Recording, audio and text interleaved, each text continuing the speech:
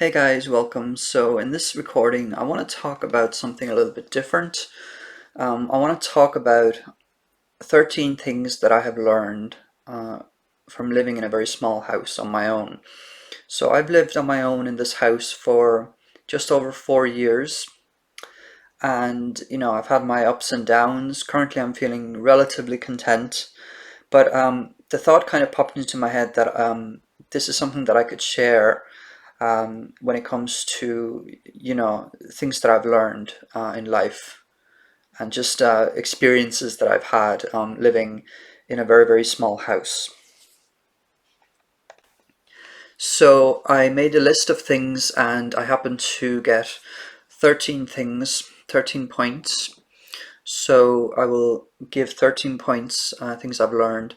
Um, my house is basically there's um, a living area that's connected to the kitchen, and there's a bedroom which is actually relatively large. It's larger than probably a lot of bedrooms that I've seen, and then a bathroom, and there's a little bit of shared sort of outside space, shared garden space, so to speak.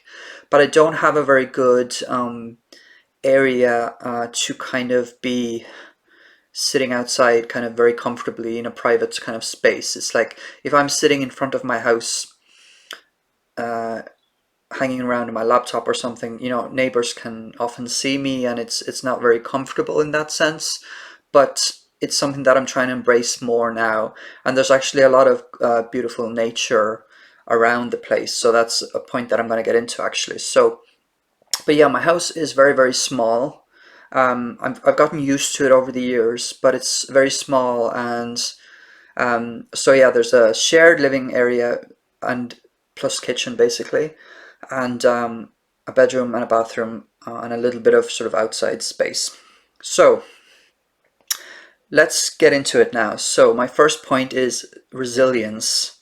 So living on my own in this small house has kind of taught me resilience. I remember telling an online friend this before, that uh, because I'm in a situation where kind of I would say the best option for me is to kind of stay living here for now, um, that it has taught me how to be okay with sort of less in a way, be okay with having smallness in my life, if that makes sense, and staying put and staying resilient. So it can be good and it can be bad as well, because on one hand it's good because resilience, obviously, it's kind of self-explanatory that it can be good, that you can put up with things, but the bad side of it is that putting up with things for the sake of putting up with them can also be a little bit negative, because it can uh, stop you from sort of striving for something else and stop you from pushing forward to get something better for yourself. But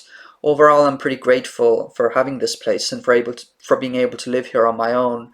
And so I would say resilience overall, it would be my first point.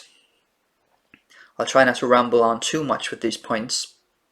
I do have 13 of them. So my next point is appreciation of nature and the environment around the house, not just the house. So I think this is something that has just grown for me over the years, over the 4 years or so that I've lived here.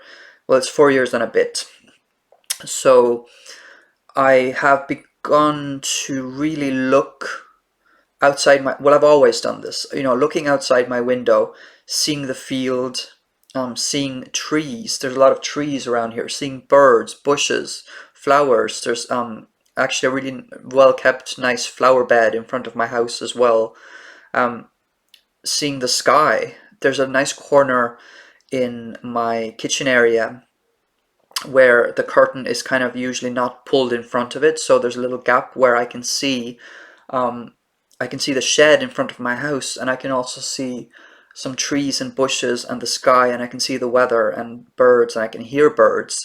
And so I feel like living in this small place has really made me appreciative of the nature around the place, if that makes sense. I just happen to be blessed that I live in a place where there is a lot of nature around the place, and I like going for walks, and I like having this nature around.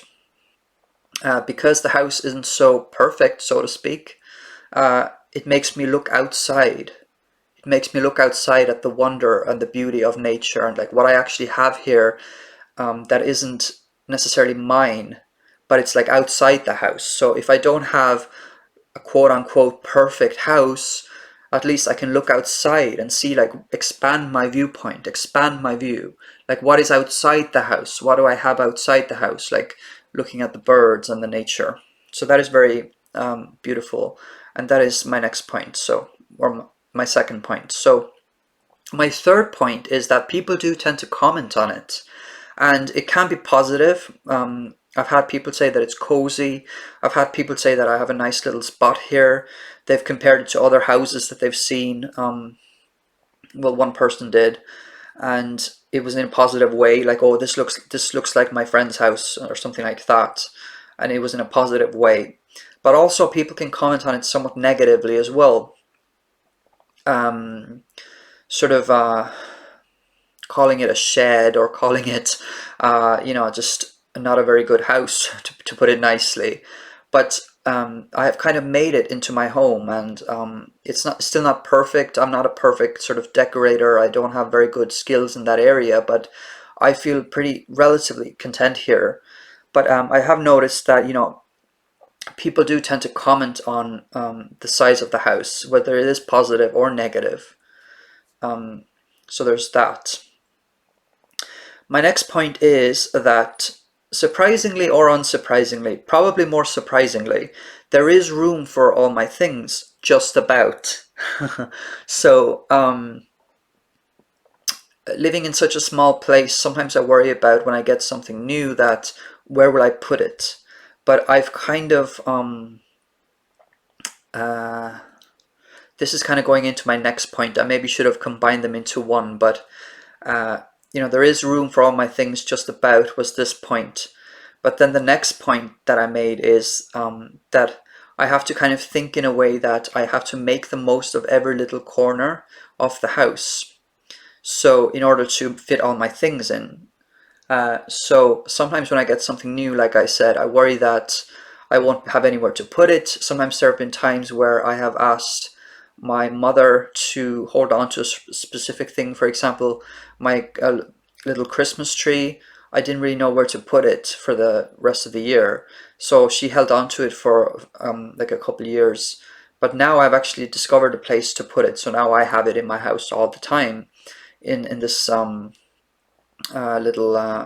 what we call a press here in Ireland, like a cupboard, I guess, like a kind of a, yeah, a cupboard, I guess.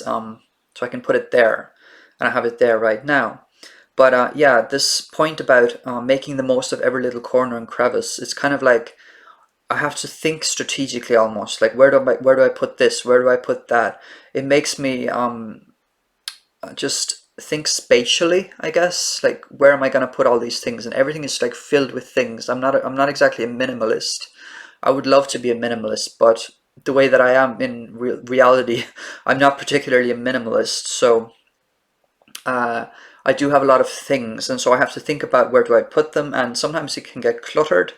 Sometimes it can get annoying in that I think about, well, I wish there was a little bit more space. I do have space here. It's not, I'm not completely, I will say, I probably should say this, that I'm not completely kind of sitting in one spot all the time, or I'm not completely like crammed in, but I am relatively crammed in. And so sometimes there is clutter, and sometimes I wish there was more space. But overall, I have learned that it is possible to make the most of like every corner, and like to really start thinking strategically and spatially about where to put objects.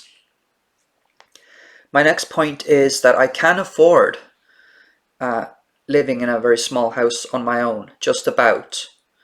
I'm not going to go too much into detail with that, but it is possible for me to live in this house kind of on my own, and make a little life for myself here. My next point is the inner conflict. So the inner conflict when it comes to wanting to move, but when there's kind of a lack of good opportunities to move, which right now I don't really have a particularly good opportunities to move, then I kind of have to make the most of with what I have, and stay content and be content with what I have.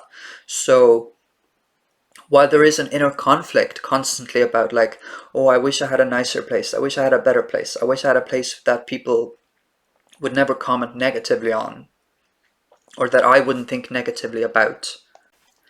It's like I have to stay content, because if I don't have the opportunities at a certain time, or I don't have any way that I'm happy to move right now, then I have to kind of stay content and stay positive. So there's that. There is an inner conflict related to living, for me at least, related to living in a very, very small place. But just trying to stay positive is key. Next point is kind of split in halves. So my needs tend to minimize sometimes or maximize sometimes. So what I mean is that, there are people that probably would never want to live here for 4 years, but I have kind of minimized certain needs of mine, and that I have become able to kind of put up with living in such a small environment.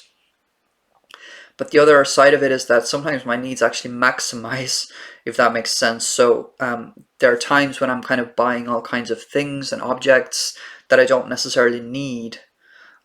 Maybe to psychologically, I'm trying to make up for such a small living space. So I'm kind of like trying to get things on one level that would make me feel better about this place or something like that. So sometimes I've had periods where I've kind of bought all kinds of like things, like maybe some artwork for my walls, um, which is not a bad thing, but there's certain things that I maybe done or bought that is maybe trying to overcompensate in some ways. So just the main theme with this point is needs.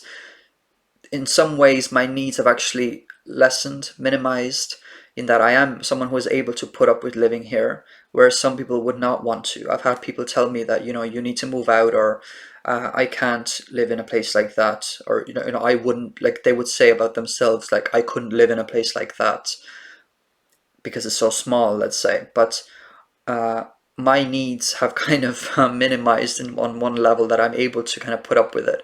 But then sometimes they also maximize. I would have moments where I would kind of overcompensate by buying all these objects. My next point is kind of funny in that it is possible to lose things even in a small space, even in a small house. For example, I lost one of my TV legs, funnily enough. So I have a large smart TV here, and I never had it on legs because I was able to set it on a table in such a way that I didn't need the legs. But now I've moved the TV table. So right now the TV is just on the floor because I can't find the other leg. Um, I have one leg for it, but it needs two. So it's really strange that I've actually lost something in this house. Maybe it's because I have so many things here, or I haven't looked in every single corner of the house. There are a lot of different corners and kind of places that I hide things, or places where I put things. So it is curious that I'm able to lose something in this house. So it is possible to lose things pretty easily, probably. I've lost other things here as well. Like in a small house, it is possible. I just thought that was a funny point. My next point is that there's less to clean, there's less to look after physically, like look after the house, but nevertheless, it's still difficult to motivate myself sometimes to kind of keep up with every corner and keep every corner really nice and clean and shiny. So there's less to clean, less to look after, which is kind of nice on one hand, but I still have to constantly keep motivating myself to keep looking after it. So if I was in a really big house, especially on my own, maybe it would be even more difficult to motivate myself because there would be more to clean. There'll be more to look after. So on one hand, I feel kind of lucky that there's less for me to kind of look after physically and less for me to clean, but it doesn't make it that much easier to kind of keep doing it. But of course, I try my best. My next point is that sometimes I have been embarrassed in the past to kind of have people come see it. I still kind of have to mentally prepare myself when someone comes over. I don't know what it is. Psychologically, I haven't figured that out yet. Is it that I'm worried about what they would think? Is it that I'm just not happy with it myself, fully happy with it myself, that I'm kind of projecting? or that I'm more scared of like how I will feel about it. I don't know. But there are times where I kind of mentally prepare myself when someone comes over, and I prefer not to have too many people coming over. It is partly just a size issue in that, a space issue in that if there's more than two people in the house at a time, it kind of gets very kind of cluttered, or just it gets busy, with people. I've had people here, more than one person at the same, like more than two, more than just let's say another person and me. So I've had like 3, 4 people here before, but it's not a great experience because it gets so busy and there's obviously more people, so it's difficult. So there's that. There is a feeling of, sometimes there's a slight feeling of embarrassment or just wariness to kind of have visitors come over. Like, will we have good places to sit? Will they feel comfortable? Will I feel comfortable with them seeing it and all that kind of thing? I'm getting a little bit better with this because I've lived here for 4 years now. So I do have people coming over pretty, I'm more free about that now. Um, Obviously, we've had COVID, so with the restrictions that we had for a long time, there wasn't really that happening. But even before COVID, I didn't really have that many people kind of coming over, but I would always get wary about it. So there's that. But like I said, I'm getting better with it now. I still think about it. I still try to mentally prepare myself, um, to kind of prepare myself to have people coming over and seeing it. Which, it's not that I'm completely ashamed of it. It's actually a nice place for me to live, just about. But there's things that I would, that I probably should improve, and that's another thing that like I probably should just try to improve it and make it as nice for myself and for others as I can. My next point is a little bit connected to the last point, I guess, is that sometimes I will start looking around at bigger, fancier houses in the neighborhood and thinking, wow, they have such a nice place here, and I would love to know what it's like inside, and I'd love to just go inside this house. And so it's kind of like I have to count my blessings to avoid being envious. So I have to count my blessings at what I do have, that I do have nice flowers in front of the house, that I do have things that I need in the house. I'm not like completely lacking things that I need to survive, let's say, and that you do have to count your blessings. And I'm lucky to even have a home, honestly. So it's kind of like this conflict thing again, inner conflict thing, is that when I am looking around on my walks at other houses and being curious what they're like inside, and sometimes I will think back at the previous house that I lived in with my mom, and I'll be thinking about, oh, that was such a nice house compared to my own current house, that I'm renting. What, maybe I'd like to go back there. Of course, my mom doesn't live there anymore, but I just think about things like that sometimes, that wow, maybe I took it for granted when I was living there, because I have some good memories from living in that house with my mom. And oh, it'd be great to be back there. Maybe it would kind of improve my happiness overall. But so it's this thing of like, I have to count my blessings that I am lucky to even be able to rent a house on my own here by myself and live here. So I have to kind of count my blessings to avoid envy. And my last point, I believe this is the 13th point, is that I can do it. And this was actually, I think, the third point that I thought of, but I put it at the very end because I thought it would be a nice closer. That I can do it. It kind of ties all the other points together. That it is possible for me in every way to live here. It may not be perfect all the time. Sometimes I will wonder about other houses. Sometimes I desperately want to move. One day I will move, I'm sure. But it's like, it is possible emotionally, financially, just about, psychologically, spatially, socially.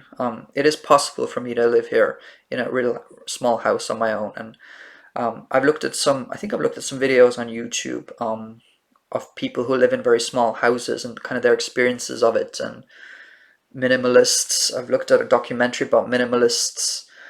So there are people that genuinely just even seek this out, specifically seek out a very, very small house. And of course, they might live differently. They may live more minimalistically with less objects. I do have a lot of objects here, like I said, but there are people that seek this out with a lot of objects, or not a lot of objects.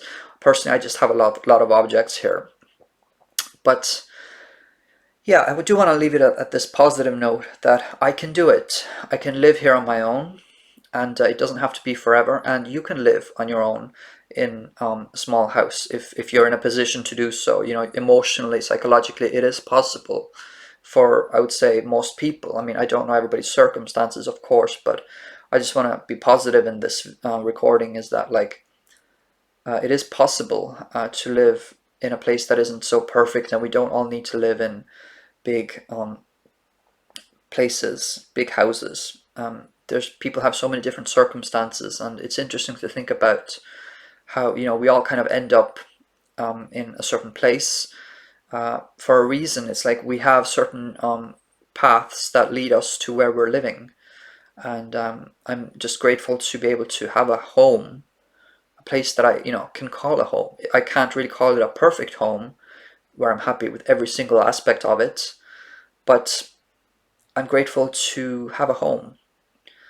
So there's that. I do want to leave it at that now. So thank you so much for listening. Bye.